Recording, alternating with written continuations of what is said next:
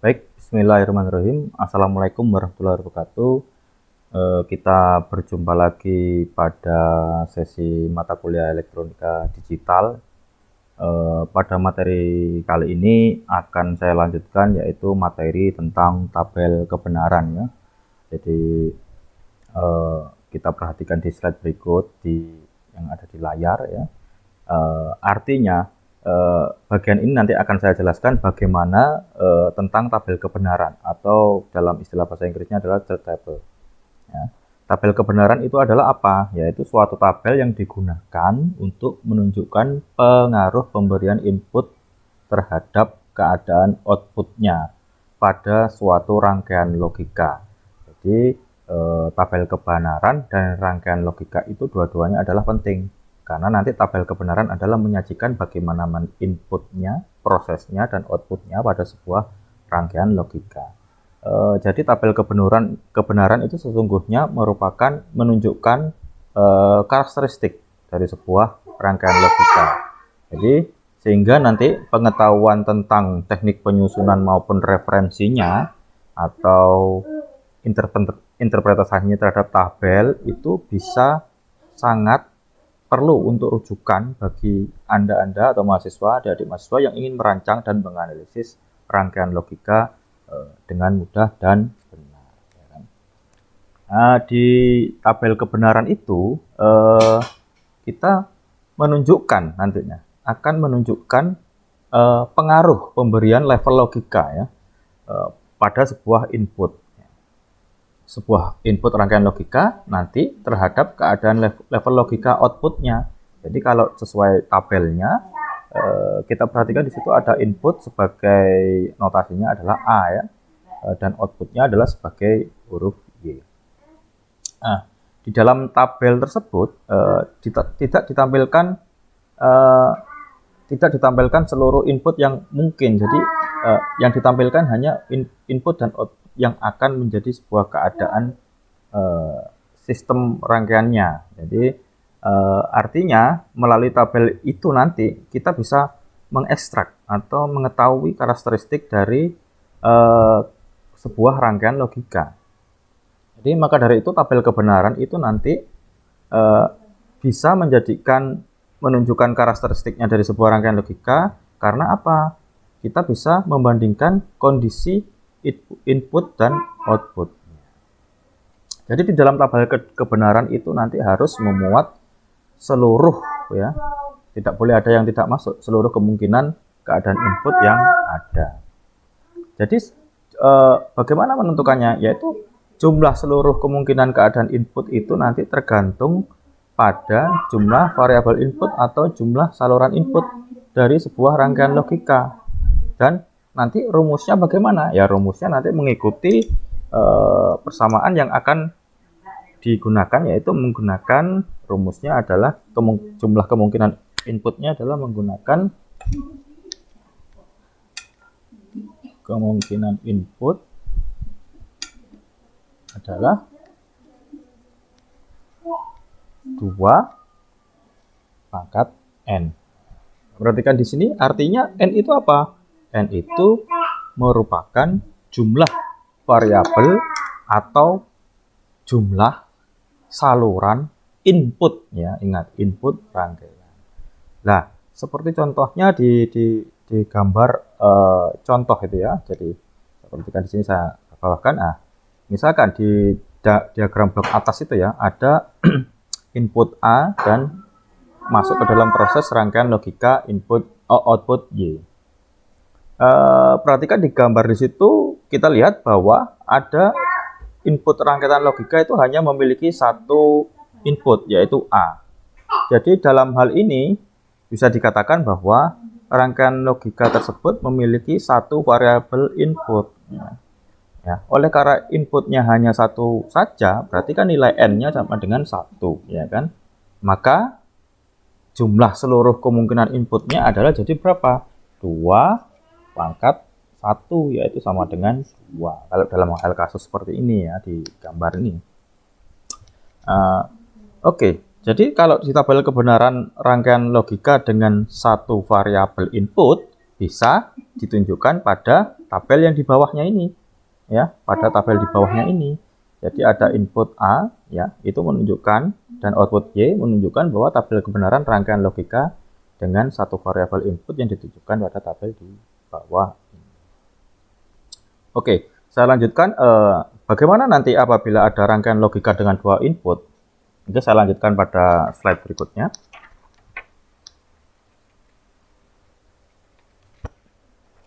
Oke, nah ini adalah gambar rangkaian logika dengan dua input. Pada rangkaian logika dengan dua input ini, saluran inputnya yaitu berjumlah dua, yaitu pada huruf A dan huruf B itu tadi, ya kan? Dengan outputnya Y. Kalau perhatikan di gambar ini sudah jelas bahwa karena jumlah saluran outputnya itu ada dua buah, ya, berarti adalah nilai N-nya adalah sama dengan 2, ya kan? N-nya adalah sama dengan 2. Oke. Nah, maka jumlah seluruh kemungkinan inputnya adalah berapa? Ya, 2 pangkat N, ya kan? 2 pangkat N. Kita ketahui berarti N-nya adalah 2, berarti 2 pangkat 2, yaitu sama dengan 4. Atau kita bisa katakan apa? Kemungkinan inputnya adalah ada 4 buah. Oke, tabel kebenaran yang menunjukkan hubungan antara keadaan output terhadap variasi input itu nanti dengan rangkaian bisa digambarkan dalam tabel, atau tabelnya adalah menjadi seperti ini. Nah, di sini adalah kita kemarin sudah belajar tentang MSB dan LSB, ya. Nah, jadi seperti ini sudah jelas. Misalkan ada inputnya adalah jika A0, B0, bagaimana Y outputnya nanti sesuai dengan gerbang logikanya. Ya, ada bervariasi. Ada kemungkinannya berarti tadi yang saya katakan ada 4, ya. Berarti 1, 2, 3, 4. Oke.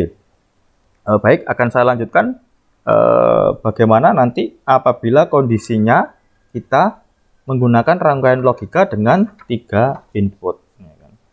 Bagaimana dengan 3 input? Oke, nah di sini adalah contoh gambar ilustrasinya bagaimana rangkaian logika dengan gambar 3 input. Ya, sudah jelas bahwa di sini diagram blok rangkaian dengan 3 input itu memiliki input salurannya 3 buah, yaitu A, B, dan C. Nah, pemberian nama saluran input ini bisa dilakukan dengan bebas, ya. Nanti bisa A, B, C, bisa P, Q, R, atau X1, X2, X3, dan sebagainya. Oke, jadi bagaimana nanti menentukan bit MSB dan LSB-nya kalau pada 3 input, ya. Adalah seperti ini, saya gambarkan di slide berikutnya, ya. Oke. Nah, ini adalah menentukan MSB dan LSB-nya. Ya. Kalau kita perhatikan, menentukan bit MSB dan LSB dari saluran-saluran input itu nanti ada juga dilakukan bisa secara bebas. Ya, artinya misalkan pada contoh ini, ya, menentukan saluran input C sebagai apa? Sebagai saluran input A sebagai MSB, ya kan? Saya ulangi bahwa saluran input C kita tentukan sebagai LSB dan saluran input A itu nanti sebagai MSB. Ya. Jadi, sesuai dengan tabel seperti itu, kita lihat bahwa untuk rangkaian logika, ya, dengan 3 buah variabel input, ya berarti nanti ada berapa kemungkinannya? Ada 8, kan? Karena dia di situ N-nya adalah sama dengan 3, jadi 2 pangkat 3, jadi sama dengan 8. Jadi ada kemungkinan 8 kemungkinan, ya kan? 3, maksudnya 8 buah pasangan input. Ya, artinya kalau kemungkinannya ada 8, berarti ada kemungkinan binarnya adalah dari berapa? Dari 0, 0, 0 sampai ke 1, 1, 1. Ya kan? Ya, kalau di dalam desimalnya, kita inputnya itu atau inputnya merupakan urutan nilai desimal, ya kan? 0, 1, 2, 3, 4, 5, 6, 7. Ya. Nah, pada contohnya dia di situ karena outputnya belum diisi. Nanti isinya itu, ya, titik-titik itu nanti tergantung bagaimana karakteristik dari sebuah rangkaian logika. Ya, kan? Oke, saya ulangi bahwa truth table atau tabel kebenaran itu bisa diperoleh dari definisi sebuah karakteristik rangkaian logika atau dari sebuah eksperimen percobaan. Nah, contohnya bagaimana menentukan tabel kebenaran dari rangkaian logika yang telah diketahui terlebih dahulu karakteristiknya atau definisi karakter dari rangkaian logikanya. Bagaimana? Nah, kita bisa misalkan di slide berikut ya, akan saya berikan ilustrasinya.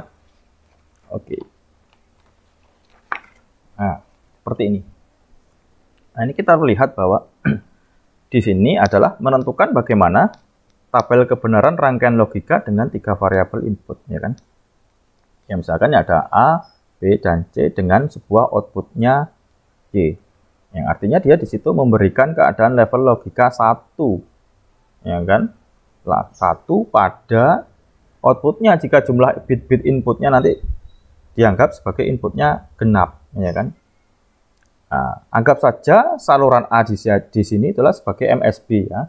Nah, di sini kita anggap di sini A-nya adalah MSB. Ya kan? Oke, kita anggap A ini adalah MSB. Dan saluran input C ini sebagai, nah ini sementara sebagai input ya di sini. Sebagai LSB. Oke. Ya, jadi untuk menyusun tabel kebenaran di sini dibuat terlebih dahulu 8 pasang input ya. Kita buat misalkan 8 buah pasang input. Nah, selanjutnya nanti setiap pasangan input itu nanti menunjukkan jumlah ini untuk kasus yang A dan B dan C-nya adalah sebuah variabel inputnya ya. Nah, ini contoh tabelnya saja ini. Jangan perhatikan di sini input dan outputnya ini, sementara kita anggap A, B, dan C ini adalah inputnya, kan? Nah, jadi nanti ketika output yaitu nanti memberikan keadaan level logika 1 ya pada outputnya, di situ artinya jika jumlah bit-bit inputnya adalah genap, ya kan? Oke, kita harus mengikuti ya setiap pasangan itu nanti dicermati adanya jumlah bit-bit yang genap. Misalkan jika sebuah pasangan input itu menunjukkan jumlah genap, maka outputnya adalah 1 ya. Jika pasangan ya, maksudnya jika A dan B itu nanti pasangannya adalah bilangan genap, ya kan? Bit-bitnya genap, jumlahnya genap ya maksud saya, maka outputnya jadi nanti outputnya itu nanti outputnya adalah 1. Ya kan? 1 jika tidak adalah 0. Ingat, kalau aritmatika biner itu berlaku hukumnya adalah apabila 0 dijumlah dengan 0 sama dengan berapa? Sama dengan 0.